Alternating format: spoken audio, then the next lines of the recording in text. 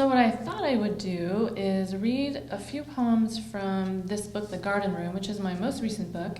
And the poems are very short, and they're almost all object poems. And I didn't even realize this when I was reading the poems for the prize and judging the prize. However, your poems also were object poems and had objects in them. So maybe I have a predilection for that kind of poem. I do. Because I started out as a designer, and I'm really materialistic, and I just love things. I love things. So these poems, in these poems I was inventing a new way for myself to write. I have my first book, and the way that I wrote the poems in that book. And then when I started to write this new way, I needed to invent a way for myself to write, because the way that I found that I was writing no longer felt natural to me anymore. It felt like I was translating. There was, like an extra step of translating, and I didn't really know who I was translating for. I mean, when you write a poem, you're always translating. You're always taking an image or an experience or something, and then it comes through your brain and, into your pen and onto the paper, onto the computer. But those poems, I don't know, the way I would, it's like the person I was when I wrote that book just didn't exist anymore. So I invented the way to write these poems, and then I'm going to read some of these, and then I'm going to read new poems that I wouldn't have been able to figure out how to write if I hadn't written these poems. So these poems are mostly object poems, and it's not that you can, especially for the parents here, if you haven't listened to a lot of poetry, it's not that you can listen to them and hear a story or anything like that. I'm just trying to capture the consciousness of different objects, and to write these poems I went into a sort of trance to write them, and then I would look at something and then take a lot of notes. And also these poems are quite short, but they were incredibly long when I wrote them. And also this book is only about 40 pages, but it was 130 pages, and then I cut it. So they're very boiled down. The first poem I read has no title. To the sun, whose strict interpretations are no help to me this morning, you can't meet my need to go through the world unseeingly. I must attend your demonstrations. Night the sugar, turn light to salt, cups to miners' lamps, then back to whole seasons of rain in the subcontinent. I move in dimness, the lynched thing. I hate it that I can't pick up your dimes. You fling your parachute above my head and excuse me in a shell of private emphasis. My soul redeemed for coins the size of dinner plates. This black wet I walk myself through is the world I am ashamed of needing, is meaning. So I'm apparently conflicted about loving things so much. I don't know. I was talking to a few of you before. I think maybe we all are. Daffodils. God's cold call goes colder, goes black and white. A fulfillment as of anger, quick. One sign points to ammonia, the other tons in my body, tons. They startle like gunshot, a punch in the face, then rise into air as if burning there. A hole in the room I could thread myself through. Color of the sheets. Far from the dominant science of white, I found this white in continual pour. In the midst of this ordinary place, the bed, flooding the space between my eyes, a sudden clearing and then a floating at waist level. Neither putting itself gaily forth as a sail, nor sequencing itself like a pearl. Shall I hand you such noblesse? It makes my heart clutch out to see a thing so long moored finally commence. Will I see it fail in your sights, in the midst of an ordinary place, whiteless? I weep at how I can count on it, such unreasonably good fate in the midst of a life. Even a small Satan like myself it will accept. Maybe I should a different emphasis on that line. I weep at how I can count on it. So I think I have this fear. I mean, I say fear, but it's, but it is this idea that I'm almost afraid that if you, not you, all of you, but a specific you that I was writing the poem about, if you couldn't see this particular thing that I saw, then maybe it would fail to exist, and it meant so much to me to see this particular color this way. But then maybe if you can't see it, maybe it doesn't matter.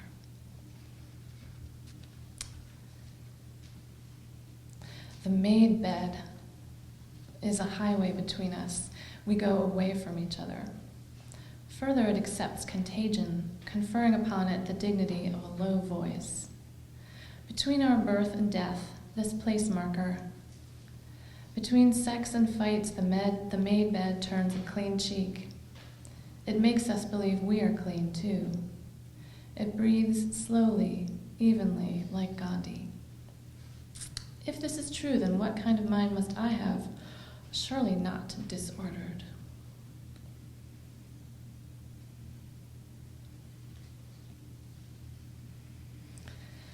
A desk.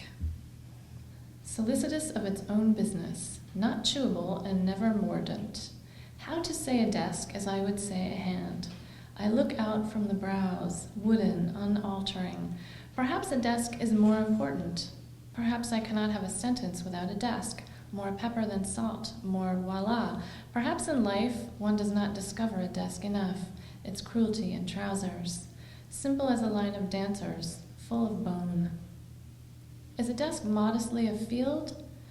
No, a turnstile, an airplane wing.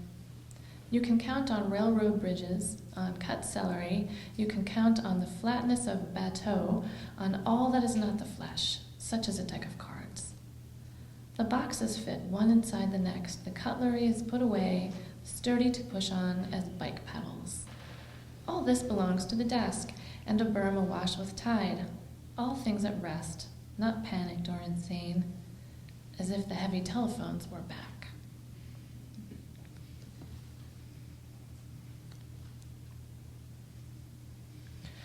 Oh, a few of the poems in here have sound effects.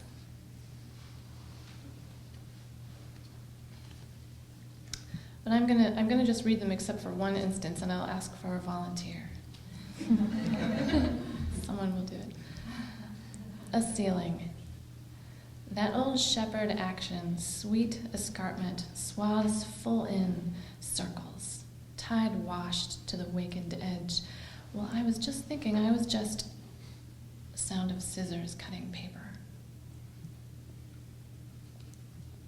In that instance, the sound of scissors cutting paper, actually reading the words was so close to the sound of scissors cutting paper that I think it worked. And here's another one that kind of works that way. The unmade bed. Side of steamship and white smoke, black parts beckoning. As in jump, as in unquiet, not wasted, save churning over itself. A dream in the midst and a rolling pin. Unmade beds are cantering. Argument of the pillows, kumquat or inquest. An unmade bed unrolls a room, but not really anywhere. Why, says the room. The room cannot bear the bed, and the bed is bothered. Its waves grow small. Sound of cereal poured into a bowl.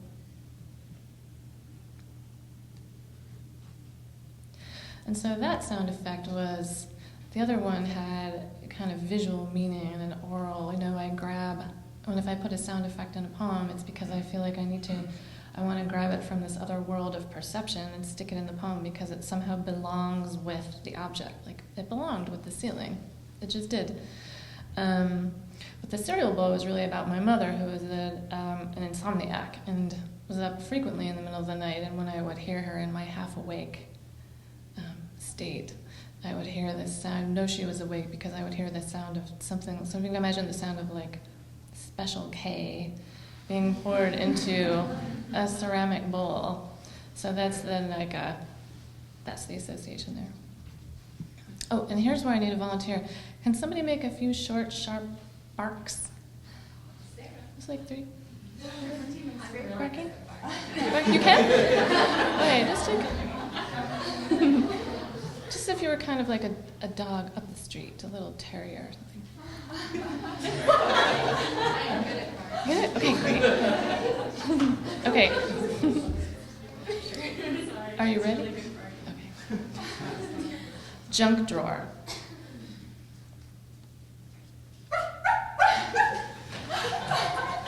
Smell of jargon, bad things you say to your husband, praise and bombs for the orderly house.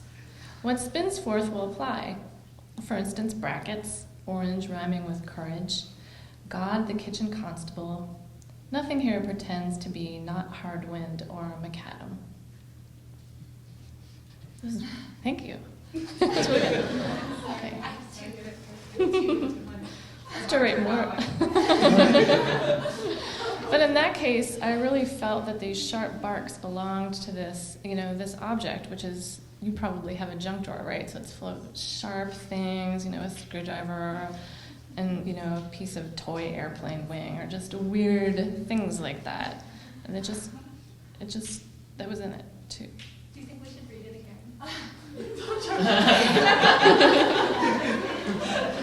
Do you want to? Okay.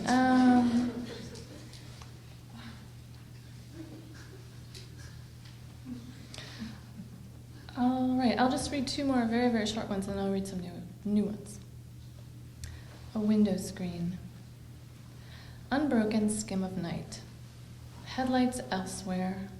A field where soldiers marched away. Light from someone's kitchen that now is gone. The world. The world is a skin that is pinned down, neatly pinned down at its edges.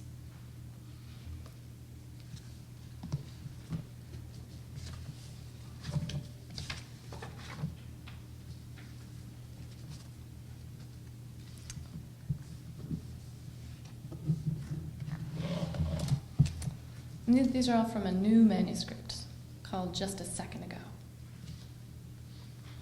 All you do is perceive. I was given a city with coffee and sunlight. The coin purse smell of the subway, I wrote. In the mornings, policemen would stand, light-struck and pleasured, over trays of Danish. Mornings I wrote, and workmen raised up their nets. Hallelujah, the brick, the debris. I was given a city. The city got between me and God. I was given a house. The curtains breathed over wide sills. There was a leaf in the middle of the floor. I loved the crispness of the leaf. I loved the privacy of sills. The sills sailed. I fell into the sills. The sills got between me and God. I was given a mud hut. The walls curved to meet the ceiling like a tongue curves to make a word. I was given God with salt and sweet together. I was given a piece of meat. I loved the flesh. I was given bread only. I was given only water. I loved the coolness of the water. The water got between me and the feast. I had an empty plate, and there was the color of it. I cannot even describe the color of it. I was given a cell with a window. There was a certain light at evening. I was given nothing but the air, and the air dazzled.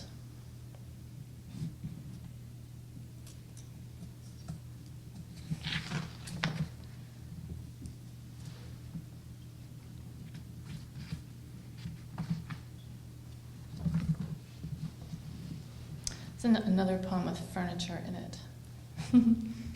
So that's the segue from the other book. Suicide Cascade. The saddest time in my life was also the time the most people said, "You look beautiful." There was a poet I would meet for coffee. He was married. He wanted to know, would I have an affair? Would I? What was I doing? He eyed my well-turned runner's legs. There was a poet who killed herself. The last time I saw her, she made a wide, generous gesture, arms outswept, in a room where people stood strapping tape on cartons full of books.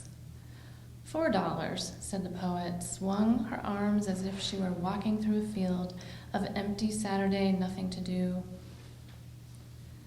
The saddest time in my life was also the time I wrote about furniture. The heavier, the better. A butcher block says, live here. Says, fish on ice, knife marks, steady, steady, loaves of bread.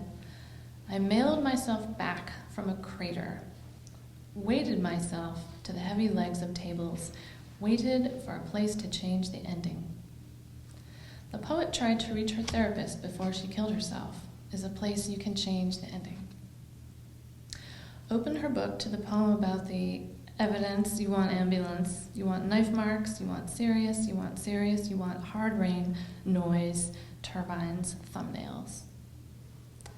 Come to a party, someone says to a woman who resembles me, exactly, feature for feature, but isn't me. On the saddest day of my life, I sit cross-legged at a party, pretend to eat a piece of pie. Pie, what world is that from? Turn back one page to a safety pin or a spring stroll in the sun that would keep you from ever walking up the edge of that poem. $4, said the poet, $4 in a meadow full of cows, $4 we're aiming toward heaven, $4 Shakespeareing over Earth's curve.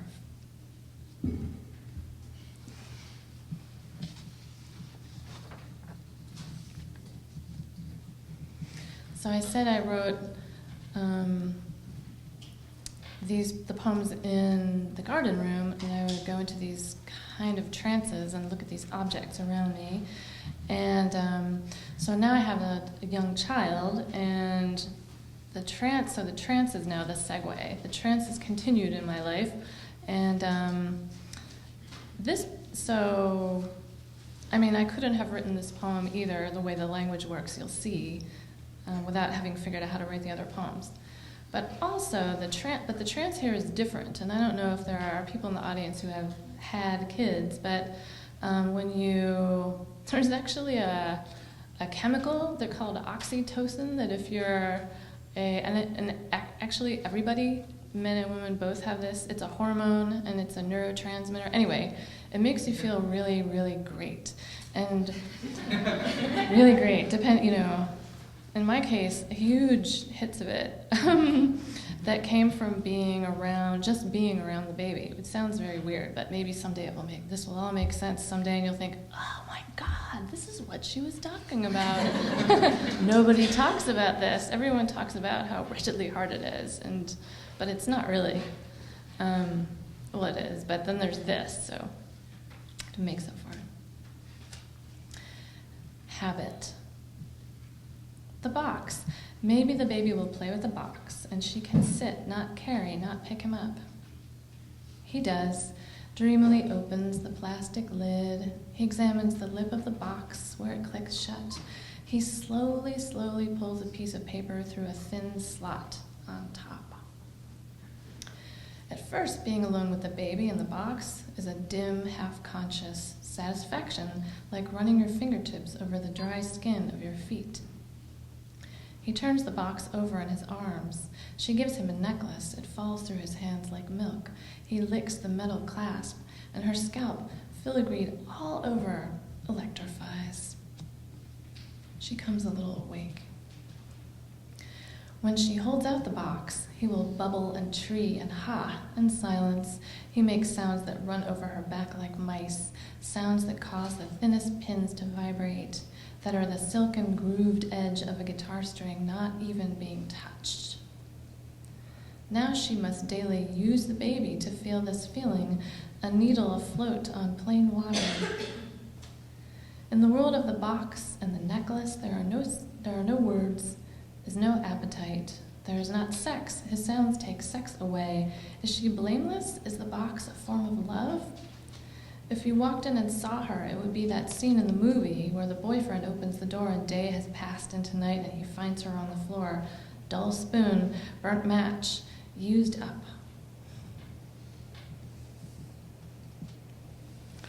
So it really is this heroin-like high that you can get, that I guess, the species has provided so that you don't throw the baby out the window or eat it or something. But I really would employ, I had a whole bunch of objects that I would get, if he wasn't playing in this one certain way, I would, lure him with these certain objects. And I thought, maybe I can get him to do that. And I thought I was really the only person who had experienced this, and I thought, it's just because I was so tired. It's just, and I also get migraines, so I thought, okay, it's just because I was really, really tired, and I got migraines, which are sort of make me trancy anyway. But then a friend with a small child said, have you ever heard about oxytocin? Because I thought, that's it.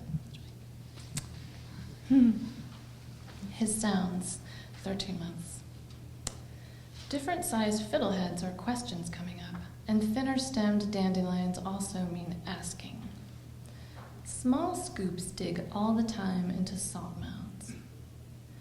Being fine threads and strings to tie up the meat and lengths of rat-tail cord, his sounds bind me to him. Wrinkling tissue is a fraction of the pleasure he takes in chrome. Alert!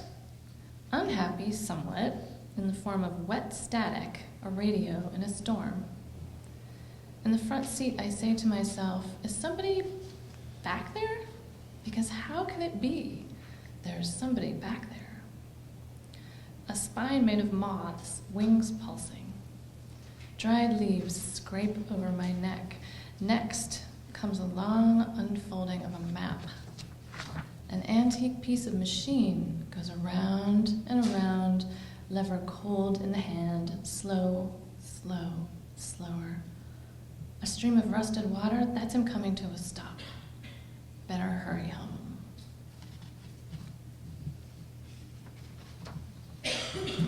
But I think that was, that seems to me a really, really sweet poem, but I'm very, very dubious of sweet poems.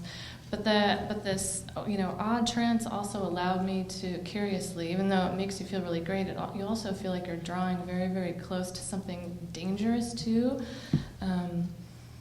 And I don't know. I think that, trying to avoid sentimentality in poetry, especially if you're trying to write about a young child, which is just the most loaded subject, that could send your poems right over the edge of the cliff into, cute, sweet, sticky. So this trance was very, seemed very dangerous and useful. And that way it kept me away from that edge.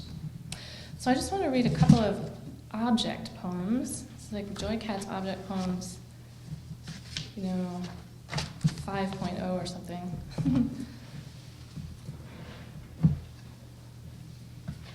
Because Jeremy had asked about them. I do still write them. Scarves. In the bazaar of a distant country, you can try on a scarf and consider yourself in a hand mirror. What is as easy and agreeable far from home as a silk square printed with hounds and birds and seated people?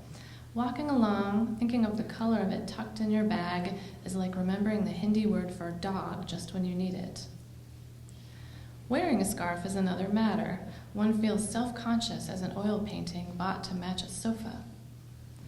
At the accessories counters of department stores, scarves mass like drunk slatterns.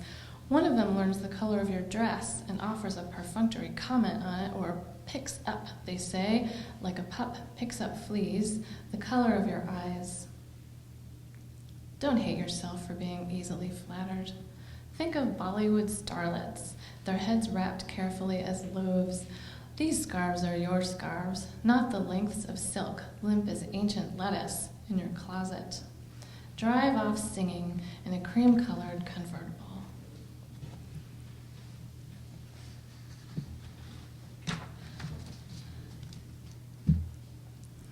The lettuce bag. The loveliest lettuce comes in a plastic sleeve that expands web-like to cradle the largest red leaf or the smallest butterhead. If a rose were the size of a head of romaine, its petals would be held unbruised. The lettuce bag would not distort the most bouffant beehive hairdo. Indeed, you could slip it over an actual beehive, a small one, and its grid of plastic tethers would barely impress the delicate wax. If labias were in season, their tender interiors, their roundness would be touched by the grocer's mist. The lettuce bag has the same selflessness that a good translator has for a French poem. The little plastic sleeve moves me like a suffragette, but I am being too grand. Abundantly soft and pliant, its perforations clean, the bag has a modest beauty. In the modern refrigerator, though, lettuce goes limp as a peignoir unless stored in an astronaut helmet.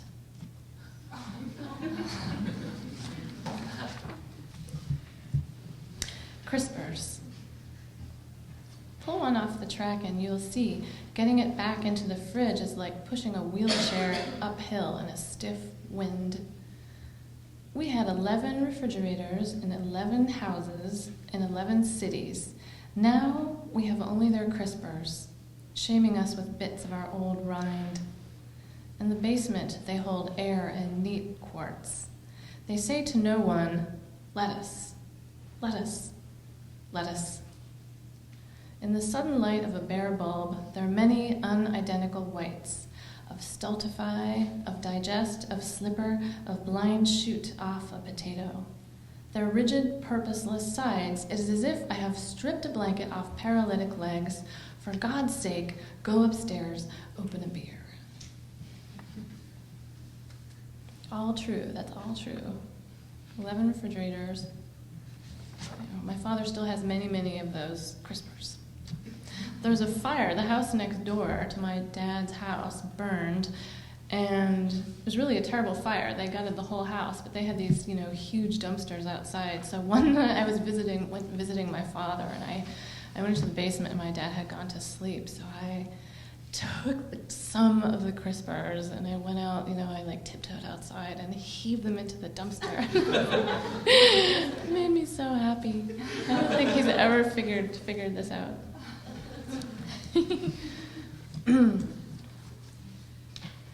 Packing tape. Descendant of Puritans, packing tape vouchsafes little intelligence of its overseas journeys. In the desk drawer, its mum, set to do the job. As my father asks no questions of his breakfast, it fills the stomach. Prepare to bind mightily the flaps of your box. Inside, some fragile thing afloat in shredded paper. With the first pull, the roll makes a hurt growl. Strap the long sides quickly and the tape sounds like fish slapping a deck. Ease the last inches around the edge, hear child hands patting wet sand. The roll's mean spaniel teeth bite off any length precisely. Now, even if dropped down the long front steps, the box will harbor its contents. 100 cartons sealed thusly gleam in moving vans, the sole glamour of packing tape being its shine, thick as lip gloss on a teenage daughter.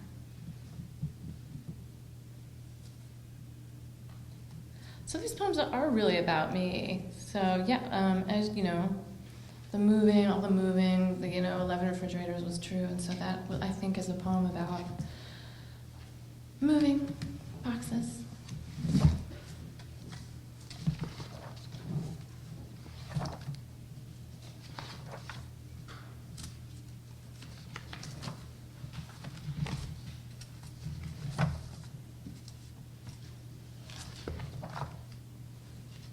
And interesting, in that poem Habit, there's a box too.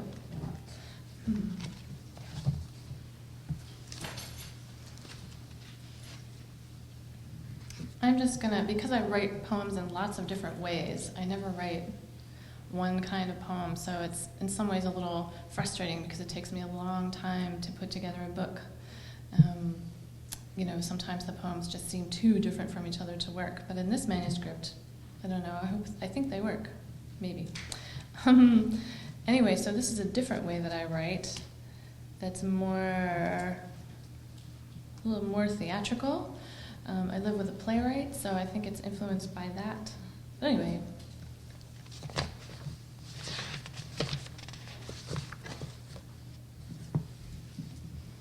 Just a second ago, I had an urge to toss my drink across the visiting poet's shirt.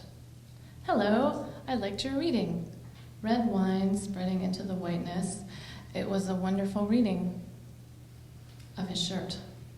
My hand, my glass, is still full. Yes, people starting to drift to the cheese and bread. At the wedding, the organist stops. The minister smiles benignantly.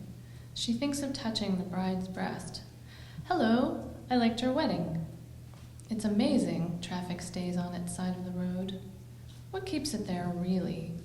I trust no one will stand up and scream when I am a bride. I don't laugh when I hear someone has died. You're sitting there quietly right now. Very, very quiet. The slightest noise could cause an avalanche. It's scary when someone gets pushed onto, hello, I liked your reading, the subway tracks. So scary when someone walks into Wendy's, shoots the people eating. What I almost did just a second ago while you were crossing the street, while you were finishing your lunch, while you were handing me your terrible secret. I think I'll end there. Thank you.